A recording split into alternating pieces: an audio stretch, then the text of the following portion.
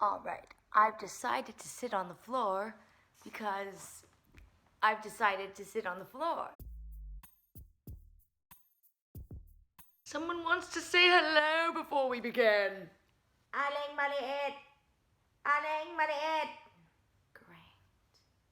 What up, home skillets? I keep telling myself I'm gonna make YouTube videos a regular thing, and that has just been going so well, considering I just never post. And I'm not sure how many people actually watch my videos when I do post, so I'm thinking that a lot of the videos I'll be posting in the coming months will be mostly for myself, my family, and my friends. I do not want to vlog because that's too much work, but I do want to start documenting my life in video form and talking about where I'm at in my life every month or two. So I guess I'll start now. It is now May 2019, and earlier this year I celebrated my 1-year anniversary of my big move to New York City. Woohoo, Nueva York! Every single person who moves to New York City has a different story. Obviously, this is mine. Also, from December to just over a week ago, actually, I was on a national tour that I booked while auditioning in New York City, so I'm not living in New York City right now because I've been bouncing from city to city for the show that I was in. If you're mad that I'm making a video about moving to New York City without actually being in New York City, then I'm sorry. I do plan on going back to New York City soon-ish. Here's some backstory. You can skip this part if I begin to bore you to stiffness. The first time I ever visited New York City, I was 10 years old. The reason for coming to New York City was so that I could watch the Phantom of the Opera on Broadway. I went through a whole Phantom of the Opera phase in the 4th grade. But we're not gonna talk about that right now. During that first trip to New York, I fell absolutely in love with the city. Everything about it, the people, the food, the vibe, was so intriguing to me, even at 10 years old. You know those books where you can write down all your hopes and dreams before your hopes and dreams get crushed by casting directors and producers and other important people in the entertainment industry? Well, I had many of those books, and in those books, little 10-year-old baby Shelbs wrote down that she wanted to live in New York City. Fast forward to senior year of high school with all the college applications. I applied to several colleges, but really only 2 of them mattered: the University of Southern California and New York University. The main reason I applied to USC was that I really wanted to major in popular music vocal performance, but since I was 10, when I thought of going to college, I always thought of NYU. It's like NYU was the only college that existed to me. All throughout senior year, even though I was applying to all these other colleges, in the back of my mind, I was positive I was going to NYU. But then,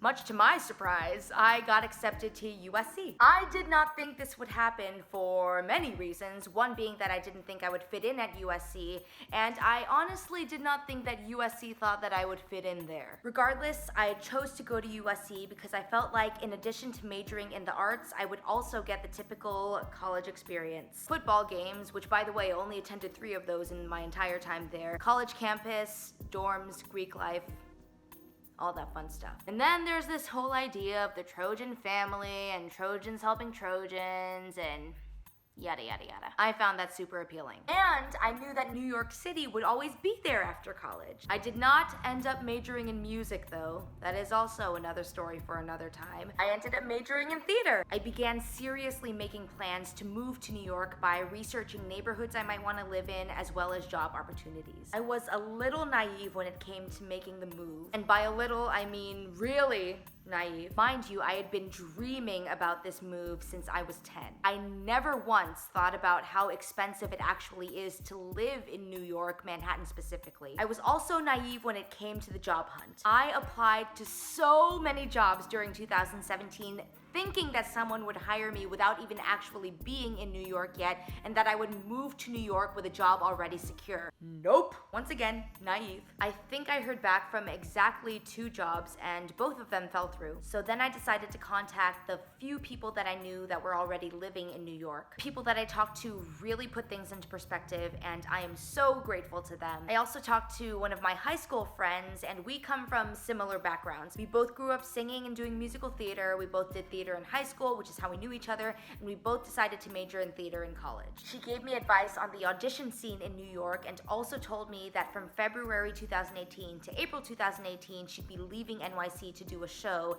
and would need a sublet for her apartment. I graduated from college in December 2017, and within the first 2 weeks of January, I reached out to my high school friend again and asked her if she still needed a sublet for her apartment. Thankfully, her room was still available, and that's when I officially set the date to move to the East Coast. I continued searching for jobs in the month and a half leading up to the big move, but no one hired me. Fast forward again to February 20th, 2018. My flight was a red-eye, so I had pretty much that entire day to prepare to leave. I was excited, I was ready, everything was packed, I had already been in touch with my new roommates, and then it was time to say goodbye to my family. It did not hit me that I was moving to the other side of the country until about 10 minutes before I left. My mom and my sister were in the living room, and so were my two Gadauga dogs, one of which is right here.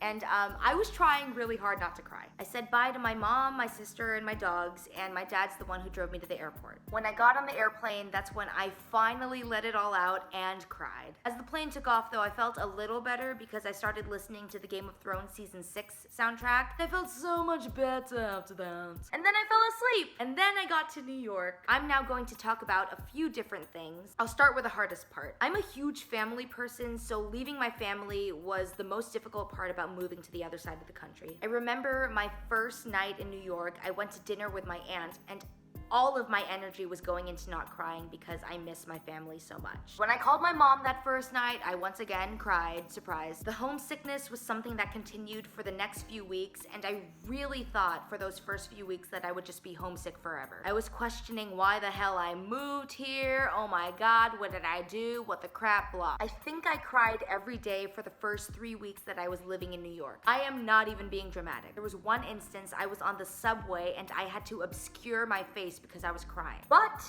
there were a few things that made me feel better. Walking.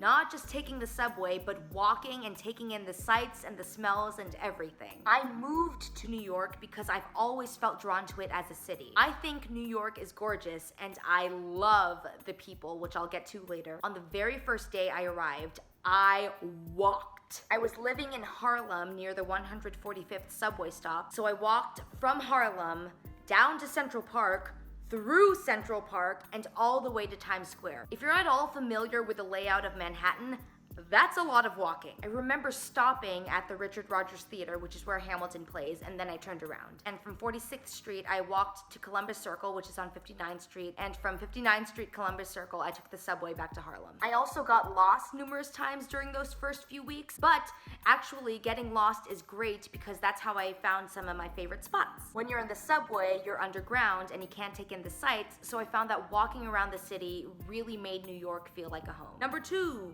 Staying busy. I moved to the city with a big dream of pursuing the arts, and I didn't even have an agent or auditions or classes lined up when I got there. So in addition to being homesick, I felt like this dream of pursuing a career in the entertainment industry was farther away than it ever had been before, and I felt just very hopeless. As I mentioned earlier, I was looking for regular survival jobs the year prior to moving to New York and didn't have luck securing anything. So the day after I arrived in the city, I walked into a restaurant that I saw was hiring. It was a really bougie place, but they gave me an interview on the spot. The actual interview went okay, but then they gave me this 50-question exam sort of thing that had to be completed within 12 minutes. There was math involved, and it wasn't difficult math, but I can barely add and subtract, so it might as well have been the SAT. By the way, if you're one of those people who assumes all Asians are good at math, well, I've got news for you, Buster. I'm Asian and I suck at math. Stereotype broken. Boom, boom, boom, boom, boom, boom, boom, boom, boom. I scared my dog by doing that. I did not get that job, surprise, so I applied to another job at another popular restaurant. Like the first place, they gave me an interview right off the bat, and I ended up working at that place as a hostess. Up until I started rehearsals for this tour I've been on, the hostess job was my main source of income, and I also had a few other side hustles for extra money. One was as a hip-hop cardio instructor, which required me to teach 1, sometimes 2 times a week. Another job I had was as a brand ambassador for a company meant specifically for people in the arts. It's so that we could have random paid gigs gigs between auditions and shows and rehearsals and whatnot. One of those gigs required me to dress up in 70s attire and hand out flyers by Penn Station. And another side hustle is babysitting, and I love the babies. Auditioning, taking acting and voice lessons, and attending musical theater workshops also kept me busy. I went to about 20 auditions within my first 7 months of living in New York City, which actually isn't a whole ton of auditions. If you're at all curious about some of the things I auditioned for, I auditioned for an off-Broadway musical called Comfort Women, which I got a final callback for, but did not book. I was also called in to audition to be the new host of Blue's Clues, which I also did not book. I was called in for Kelly Kapoor in the Office musical parody, which I got a callback for, but did not book. I also auditioned for a bunch of commercials that I did not book,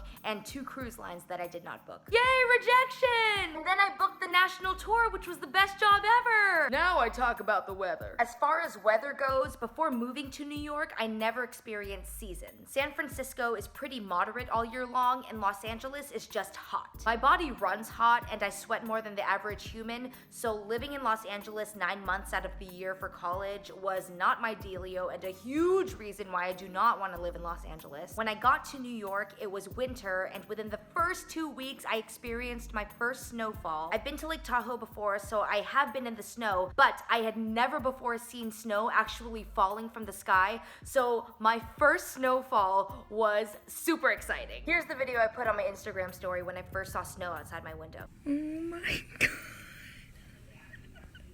I'm crying. This is so pretty. I have to go outside. I think last year though, New York completely skipped spring and went straight to summer. One day it was cold and the next it was blazing hot. I was dying from heat stroke from June to August. I would sit on the subway platform, excuse my onesie, like this, to air out all my parts, and you know what? I do not care how I looked, but I survived! Yay! I'm alive. Autumn is the best season by far, but winter is also great because snow! As far as transportation goes, figuring out the subway came pretty easily to me because in San Francisco we have BART. Of course, BART is much less complicated and far less busy than the New York subway, but still it did help prepare me. How I feel about New Yorkers. The people are the best part about New York City. When it comes down to the people, there really is no other place like this. I encounter good people in New York every single day, but I just want to share one experience that set the bar. I'm a huge fan of the show on ABC called What Would You Do? I think I've seen every episode, and I know that most of their episodes are filmed in New York and New Jersey. There is one scenario in particular that I have rewatched countless times. I'll try and remember to link it down below, but it's the scenario where this man brings his girlfriend into this Harlem barbershop. Every person who spoke up against the hairstylist was amazing, but the last woman in the video just blew me away. I've seen the video so many times that I would recognize any person in that video, which could be creepy, but whatever. On my first night in New York City, I was having dinner with my aunt at a restaurant called Harlem Shake, which was obviously in Harlem. I remember trying so hard not to cry because the homesickness was really hitting me then. And across the restaurant, I saw this woman and she looked so familiar. It only took me about 30 seconds to realize that she was the last woman in that What Would You Do scenario. She was with her family, so for about 20 minutes I was debating on whether or not I should go up to her. Then I figured, why not? So I went up to her and I tapped her on the shoulder and said, "Excuse me, ma'am, I'm so sorry to bother you, but were you on an episode of What Would You Do?" And she said yes, and then I said something along the lines of, "I've seen the episode in the Harlem barbershop about 100 times and your response was just amazing." Then she introduced herself and her wife to me, and she was the first person to tell me, "Welcome to New York." She really was the first person to assure me that moving to New York was the right decision and that the people I would meet here would be out of this world. New York is also incredibly diverse. I think there's more diversity there than anywhere else I've been in the world. Even just on the subway every day, I see people of different races, religions, professions. There's just so much diversity. Anyway, I could go on about how amazing the people in New York are, but then this video would be a lot longer than it already is. New York is a tough ass city. There have been days when I felt on top of the world and the future was mine and I was gonna have everything I've ever dreamed of.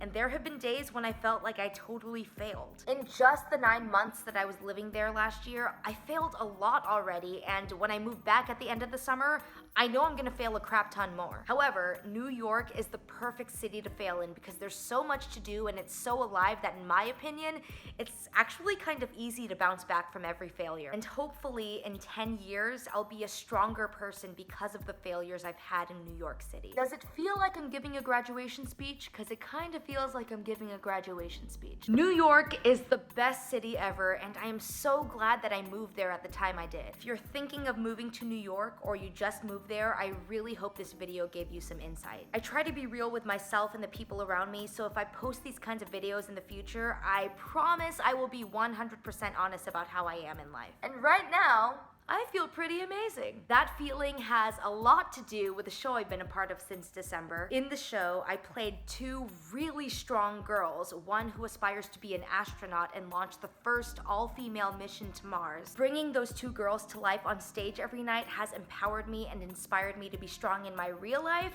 So I feel really good right now. I'm gonna try and carry that confidence with me every day, but especially when I move back to New York and have to start auditioning again. Bring it on! Y'all are really pretty, and remember to spread love, kindness, and positivity, because that's what we need in the world today. If you like me, stay tuned to see if I'll actually post more videos. And if you think I suck, what the hell are you still doing here? Go watch something that isn't me. I didn't force you to watch this. Thanks for watching, and ciao for now! Before I leave, I know you're dying to see something. It's Stacy! Yeah, I know you were dying to see Stacy, so I brought her out.